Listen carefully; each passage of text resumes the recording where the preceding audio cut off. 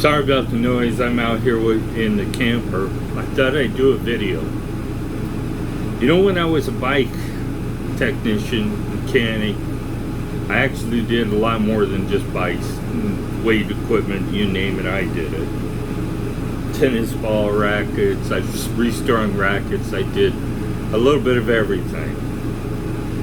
Well, when the girls up top, mainly that's who we had selling bikes in the exchange, and not so much when I worked for the touring cyclists. I was their catch-up mechanic. I went around and caught all the work up for them, more or less.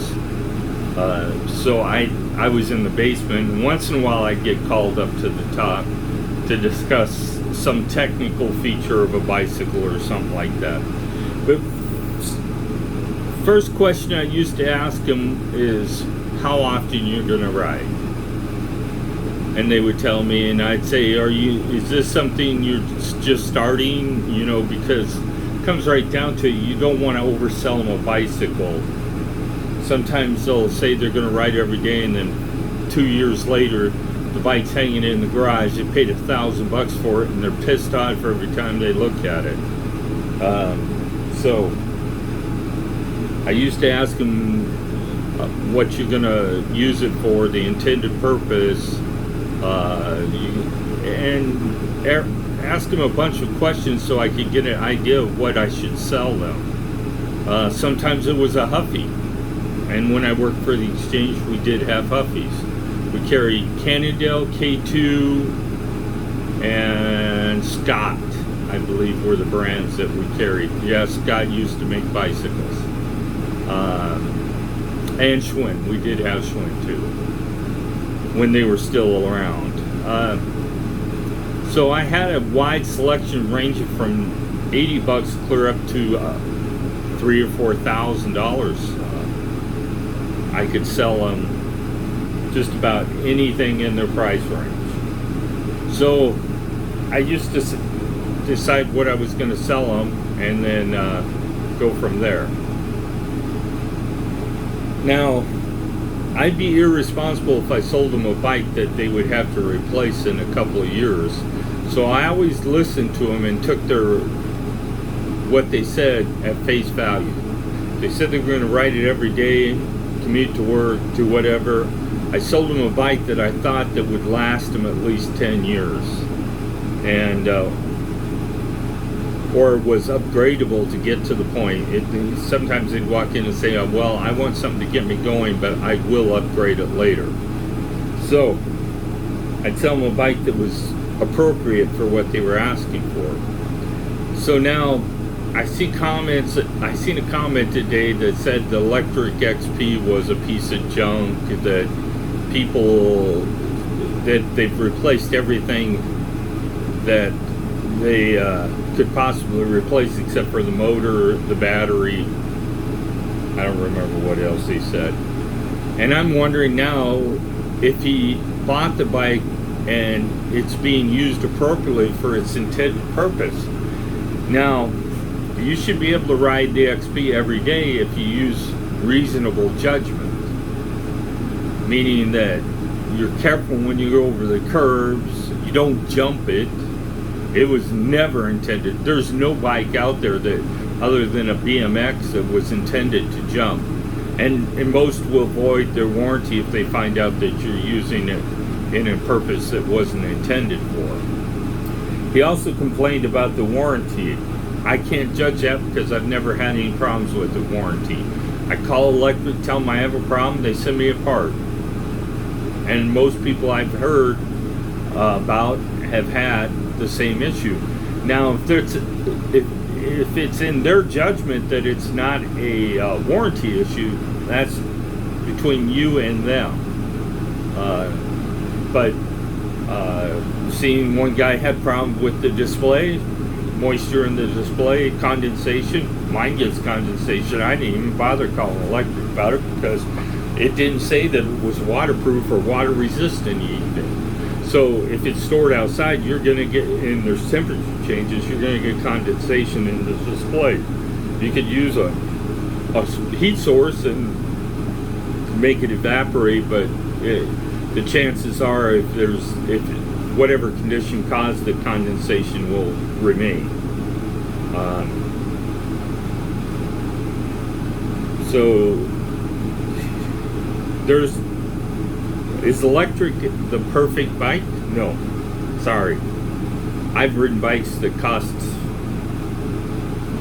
I had a Trek 5500, which was the same one they used in the Olympics and that Lance Armstrong rode. To the part was the exact same bike. It was the postal. It was when he was on the U.S. postal team. Was that a perfect bike? No, it had its faults too. But it weighed 18.9 pounds and was light, and it did what it was intended to do. If I would have taken it off-road and tried to use it as a mountain bike, I would have been pissed because it would have broke. It's not intended as a mountain bike. Just like the electric is not intended to be a mountain bike. Beach cruiser, trail cruiser, hard-packed surface cruiser, yes. But if you go out on a rocky trail and ride a bike that would, if it didn't have a motor or a battery or anything, would be in the same class as a Huffy. I've seen plenty of YouTube videos where they took Huffies out and had to keep bending the handlebars back. Well, this is a little better because it's got aluminum handlebars, and if they bend, they're just going to break. Most of the parts are aluminum on the bike. There is some steel on it, and they save money in lots of areas. I've always said in a couple different videos, the derailleur is not appropriate for the type of bike. With the gear ratio and everything, it should have had a road bike derailleur on it. Now, does it make a difference? No, it's just fine. It's just quick, up and down. I have no problems with it. It does what it's intended to do.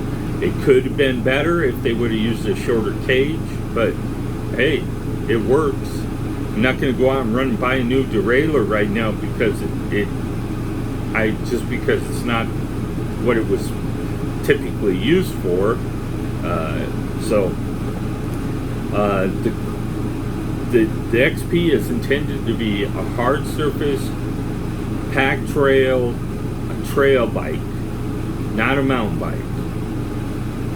It's not meant to go down hills fast. It's got inherited instability because of the 30-inch wheels on a trail. I mean the 20-inch wheels. It's not a trail bike. It is meant for if you happen to see a little trail off the road that you want to go down and it's hard packed, it'll get you there. But it's not going to do it in the same manner that a mountain bike will. But if you're going out on a straight up mountain bike trail that's meant to be difficult, you're going to have problems. It's just the facts of life. You don't have the gearing. The motor isn't strong enough to take you up the hills, some of the hills, because some of those hills are steeper than you think they are. So what I'm saying is, when you go to purchase a bike, make sure it's what you intended. You're going to use it for what it was intended for. If you're buying a bike and think it's the Swiss Army knife of everything, you're wrong. You're going to be disappointed. The next thing is, people keep asking me to change the name on my 2.0 thoughts video. No, I'm not going to change the name. It's what it is. It's been out there for 4 weeks now, 3 or 4 weeks. It's got a couple thousand views. Maybe people are going to it thinking that I'm reviewing the 2.0 bike, but there's plenty of reviews out there for that. That are sponsored reviews, because if you got a bike, it's a sponsored review. I have never got anything from Lectric for free. Everything I have put on my bike, I have purchased. So if I do a review on a part, I'm not going to pull punches. If it's a piece of crap, I'm going to tell you it's a piece of crap. But the Lectric XP, in my professional, and I do mean professional view, it does what it is intended to do. I have almost 1,500 miles on my bike, and the things I've had to done, I would have had to done to any bike. In another 500 to 1,000 miles, I'll have to replace the chain and maybe the freewheel. I don't know. It's one of those things. Sometimes you can get away with changing the chain without the freewheel, and sometimes you can't. But I would expect to do that on a $5,000 bike. 2,500 miles is about what you get out of a chain reliably before it becomes stretched to the point that it's unusable, or you start seeing problems shifting and stuff. Now, I'm giving it some credit actually, because it has a 3/4 horsepower motor on it. By their definition, by my definition, it's an over a horse, and it will stretch the chain faster. It is applying, although the chain doesn't go through the torque. I do believe the chain will wear out quicker. The spokes loosening up, you're putting torque to the spokes. There's no human alive that can put out the horsepower that motor can. So normally those spokes would be, if it was just a normal pedal bike, you wouldn't probably have the problems that you will have with the XP. But you're putting horsepower into the spokes, whereas an average human's 1/10 of a horsepower, and an elite cyclist is 1/4 horsepower, 250 watts or so. Yeah, come on. That motor is 2 times to 3 times the output of an average human. So if you're looking for a review of the bike, you probably won't see it on my channel other than what I own, because I don't think at any point that a bike manufacturer is going to provide a bike to me just to review, because I'm going to call it like it is. I'm not going to sugarcoat it. The Lectric XP isn't the best thing since sliced cheese, but it does what it's intended to do. The 2.0 has some upgrades that make sense and some downgrades that don't make sense.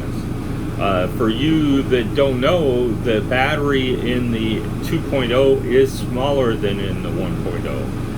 They had to save money somewhere. The upgrades cost, let's look at price wise. I can buy a 9.6 amp battery on AliExpress for 190 bucks. A 10.4 goes up to 210, I think it is, 220, something like that. So 30 bucks difference there. So they saved a little money on the battery. Although it is a Samsung battery, they saved a little money because the cells are cheaper. 10.4 is like 220, and a 14 amp battery, which is theoretically the limit of the 18650 cells at this point, is as big as you can get for the XP in its current configuration, and in the new one too. I don't imagine the batteries actually have changed other than in size, the cells. So they passed these down a little bit. They downsized the tire, so it's going to make it less capable on sand and soft surfaces. I don't know how much less capable, but it did downsize the top of the wheels. But in the a plus to that is it's going to weigh less. The wheel's going to be less weight. Now, if that equates to make up for the loss in amp hours in the battery, I don't know. We're talking 40 watt hours. Say you're cruising along 12 miles an hour, you're using maybe 40 watt hours in a mile. Maybe not. Maybe less than that. So it could be a couple miles different. The bike weighs more, so I don't even think making the tires offsets the weight difference. The XP weighs roughly 59, 60 pounds, so there's 3 pounds of difference there, and it's the fork isn't all of it, so they must have added weight somewhere. Well, maybe the fork is heavy. So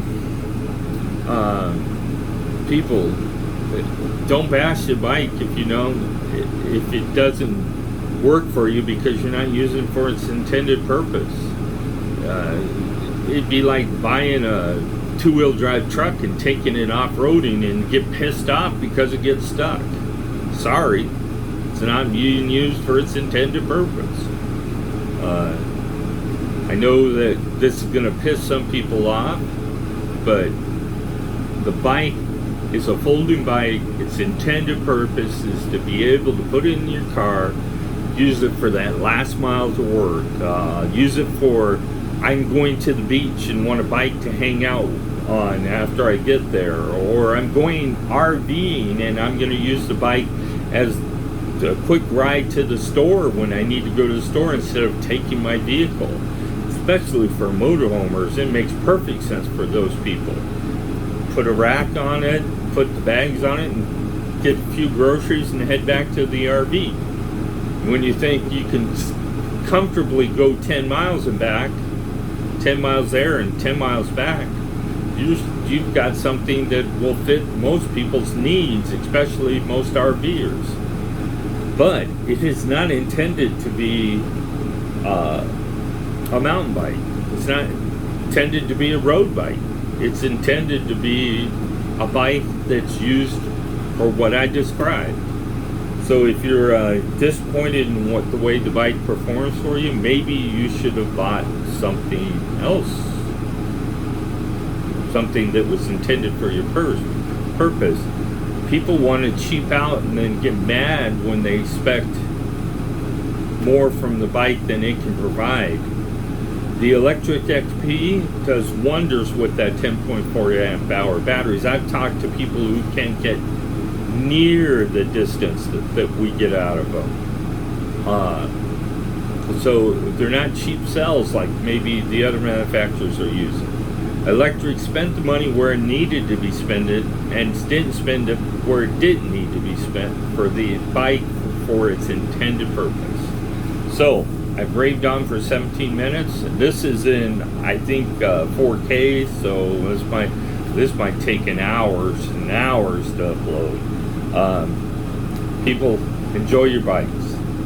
If you have questions, send in a comment what you plan to use the bike for, and I will tell you whether or not I think the bike will hold up to what you want to use it for. If you're doing race across America, the answer is no. Have a great day.